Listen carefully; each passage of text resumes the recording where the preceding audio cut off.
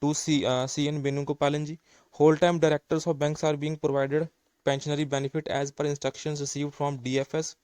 And regarding updation of pension, we are yet to receive any information instructions from DFS, IBA, and same shall be implemented once communicated to us. तो इसमें आप देख सकते हैं जो ये letter है, तो आप देख सकते हैं CN वेणुगोपालन जी ने अभी लेटर लिखा है to the secretary ministry of finance DFS.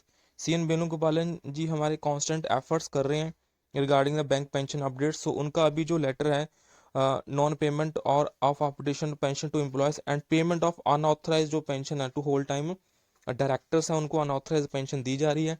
तो उसमें आप देख सकते हैं kindly refer to the copy of my letter number. उनकी जो लेटर नंबर है 220926 जो कि डेटेड 26 सितंबर 2022 की है, to the MD and CEO union bank of India stating that the bank is not updating my pension which remains static in spite of definite provisions under regulation 35(1) for updating it, and a scheme in the bank is exactly on the premises of central civil pension scheme. जैसे कि CCPPS में pension scheme applicable है वैसे ही यहाँ पे भी applicable होनी चाहिए. Where pension get updated with the implementation of each. अगर पे कमीशन सेटल होता है तो उनकी पेंशन साथ के साथ सेटल हो जाती है, और यहाँ पे हमारी ऐसा पेंशन सेटल नहीं हो रही है. तो आप उसमें देखें the AGM of bank has through his reply to my letter dated 26 सितंबर 2022. आप देख सकते हैं उसकी कॉपी अटैच्ड है. तो whole time directors of banks are being provided pensionary benefits as per the जो इंस्ट्रक्शंस रिसीव हुई हैं from the DFS.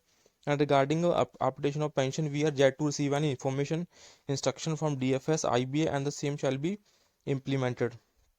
The reply of bank make it loud and clear that the payment of pension to whole time directors of the bank out of the pension fund comprising the deferred wages and property of the employee, so which is a conversion of trust money for purpose जो inconsistent है with the provision of trust deeds of pension fund and the pension regulations of the bank, and the denial of updating of pension in breach of regulation 35(1) and regulation 56 of pension regulation are taking place at the behest of DFS, as IBA is only body acting as per the mandate of bank. तो आपको पता ही है जो pension update है वो DFS का काम है, तो IBA सिर्फ एक उसको एक्ट करना है as per the banks and other financial players as made known to the whole world through its legal circular जो कि 30 सितंबर 2019 में आया था.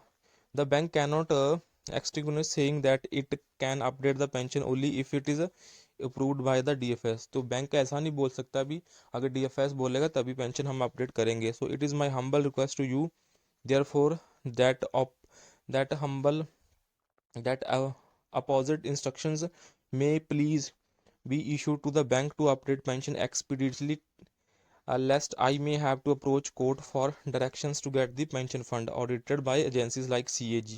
तो अदरवाइज मुझे जो पेंशन फंड है उसको ऑडिट करवाना पड़ेगा from CAG to assert its misapplication through payment of pension जो आपने होल टाइम डायरेक्टर्स को दी है. Siphoning of pension fund to PFRDA by excluding employees who joined service of bank after 31 मार्च 2010. आपको पता ही है 31 मार्च 2010 के बाद जिन्होंने बैंक ज्वाइन करा उनको पेंशन नहीं है, which amounts to loot of bank pensioners. तो ये हमारे CN वेणुगोपालन जी का अभी रिसेंट लेटर है रिगार्डिंग ये बोल रहे हैं अभी अभी हम ऑडिट के लिए भी जाएंगे टू द CAG. आपको पता ही है CAG ऑडिट करता है दोस्तों.